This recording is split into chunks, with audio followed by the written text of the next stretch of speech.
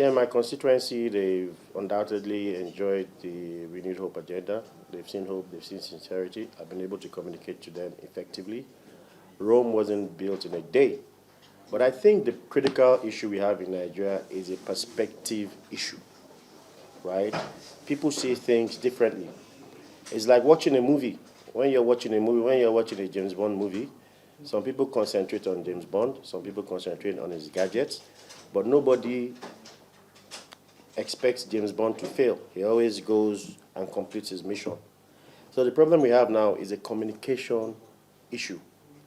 You heard the Professor Pate today. He came to address us. He came to address the youths. Now, Professor Pate alone being in government in Nigeria sends a strong signal to the international community that Nigeria means business. And who brought Professor Pate to work in this government is the president. So he's somebody who has a huge reputation, who won't want anything to fail. He told us about his healthcare revolution, what he's been able to do in 1 year. Now, Nigerians don't know this. So there's a communication gap, right? If everything the government does, every good deeds they do, if it's communicated to the grassroots, we will not be in this problem we have. Same way, the local government autonomy issue. Now, a local government chairman is like a governor with all the funds at his disposal to build roads, to build hospital, to do everything necessary to ensure that everybody is engaged. Youths, women, business people. Now, if this is communicated appropriately to the youths, they know that, this time around, I can go and pick up an LPO for my local government. Imagine a local government getting 1-point-something billion naira per month. You know, he's a mini governor. Yeah, we're back to the era of how things operate in the U.S. You will see a Mayor Giuliani who, because he ran well, because he performed well in a small New York City, he ran to be president of the United States. If you go to America today, you will not find people, they don't know their governors. They know their local government chairman. Now, Nigerians' communication issue again. Everybody looks at President Bola Ahmed Tinubu. If the road on your street is bad, President Bola Ahmed Tinubu, yes, now he has released money to local government chairman. You better fix that road.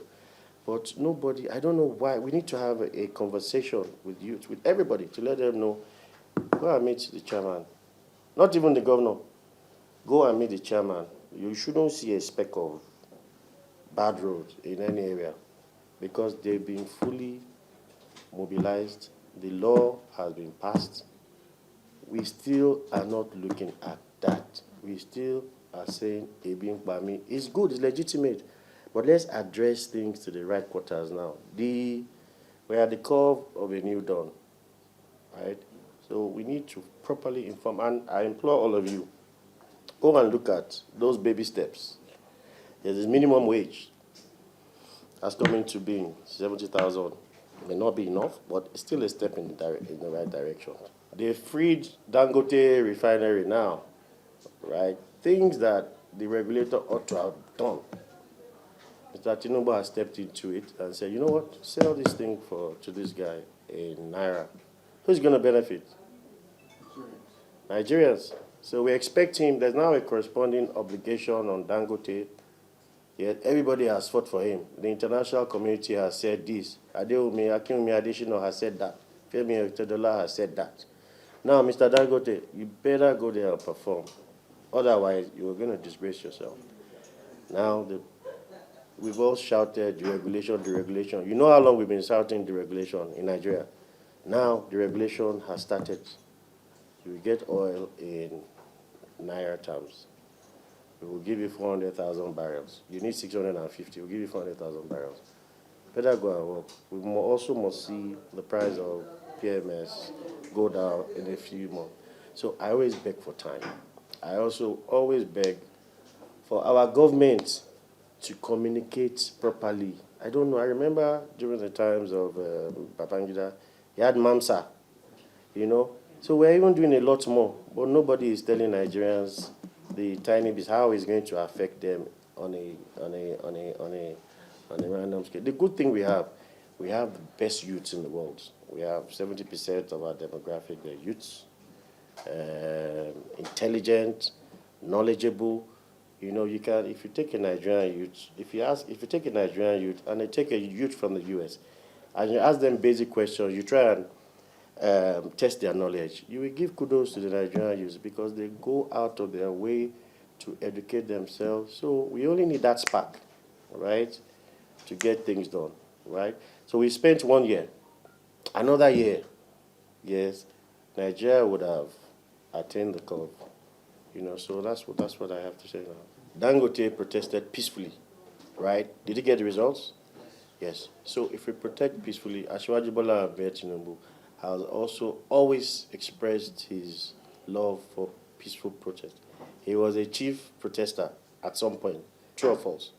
Yes, but now, right, they also have credible intelligence to show that some people will turn the good things the youths want to do, which is constitutional. They want to turn it into something totally different, right? Some people want to riot, some people want to loot, and we've seen that happen before.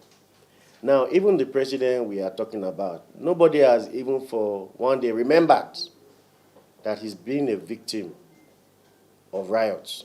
They burnt down a TV station that had journalists like you in them. Anything could have happened to those people. True or false?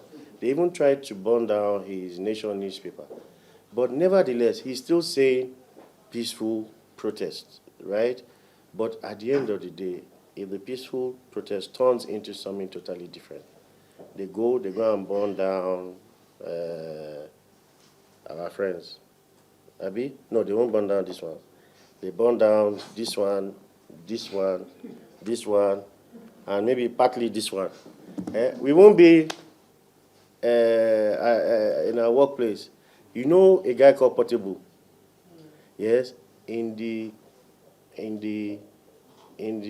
case Nigeria is in, he's doing well. One way or the other, whether you like it or not. He's doing well.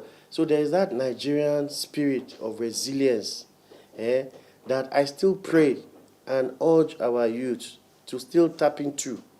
Yes, they should also tap into those other things I've spoken about. As local government autonomy. Yes, we can guarantee, the government can guarantee them that jobs, this type of jobs, there will be categories of jobs. Give it to this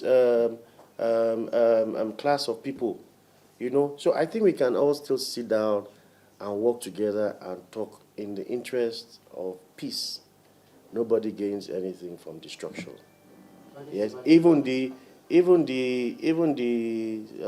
NSAS, we are still recovering from it. They destroyed buses. They destroyed private sector. You know, Spa where they destroyed ShopRites. You know, those people are also suffering, but they still went there. Some unscrupulous people, when they hijacked, they destroyed all those businesses. Jobs were lost. You know, we don't want that to happen again. Yes, is the government doing excellently well?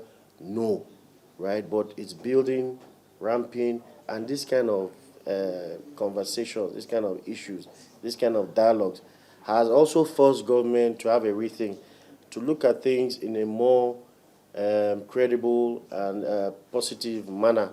But the government is not speaking enough to our youth. They're not speaking enough. They are doing very, very laudable things, but they are not talking. Nigerians don't know. So there's a communication gap. If they bridge that communication gap, yes, Nigerians will be wiser. You know, I spoke with one of them yesterday, Deji Adeyanju. He said, one condition, remove subsidy, right? But in my head, I know that if you sit down with economists, if you sit down with well-meaning, respectable Nigerians who sit at the government side, they explain to them, if you remove subsidy, this will happen. If your petrol is lower, price is lower, they will export. Take to Cameroon, take to Ghana. You expect it to be more. It's not beneficial to us, right? But you should make refineries work. Yes, and you give incentives to Dangote, the price will naturally go down. There won't be. So somebody needs to engage these people. My people perish for lack of knowledge.